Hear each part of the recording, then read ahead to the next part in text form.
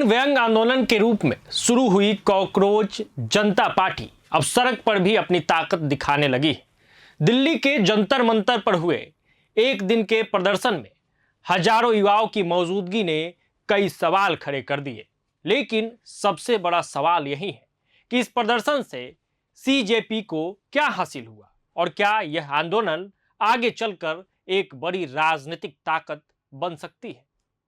तो दिल्ली के जंतर मंतर पर शनिवार को कॉकरोच जनता पार्टी यानी सीजेपी का विरोध प्रदर्शन देर शाम समाप्त हो गया। इस प्रदर्शन की अगुवाई पार्टी के संस्थापक अभिजीत दीपके ने की। प्रदर्शन में शामिल लोग केंद्रीय शिक्षा मंत्री धर्मेंद्र प्रधान की इस्तीफे की मांग कर रहे थे।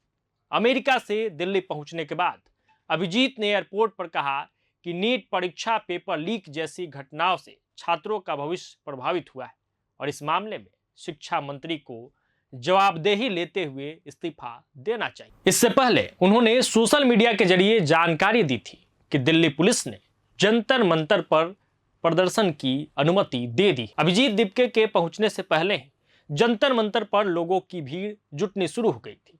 उनके पहुंचने तक करीब 2 से 3 हजार समर्थक वहां मौजूद थे। सभा को संबोधित करते हुए उन्होंने कहा कि लोग पूछते थे कि सोशल मीडिया पर अभियान चलाने से क्या होगा, लेकिन जंतर मंतर पर जुटी भीड़ इस सवाल का जवाब है। उन्होंने दावा किया कि आने वाले दिनों में लाखों छात्र इस आंदोलन से जुड़ सकते हैं।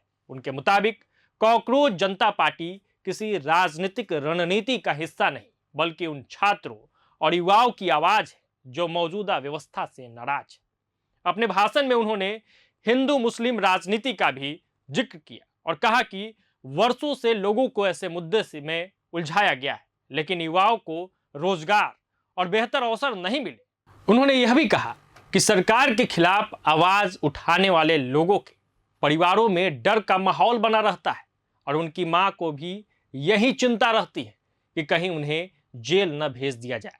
इस प्रदर्शन में पर्यावरण कार्यकर्ता सोनम वांगचुक भी शामिल हुए। जंतर मंतर पर मौजूद बड़ी संख्या में युवाओं ने नीट पेपर लीक और शिक्षा व्यवस्था को लेकर नाराजगी जताई। कई छात्रों का कहना था कि सरकार उन परीक्षाओं को भी ट्रांसपेरेंसी के साथ पूरा करे जिन पर लाखों युवाओं का भविष्य टिका होता है। इस प्रदर्शन की सोशल मीडिया पर खूब चर्चा हुई। लोग इसके राजनीतिक संदेश, सरकार की भूमिका और आंदोलन के भविष्य को लेकर बहस करते नजर आए। कई लोगों ने यह भी सवाल उठाया कि आमतौर पर विरोध प्रदर्शनों को लेकर सरकार सख्त रुख अपनाती है।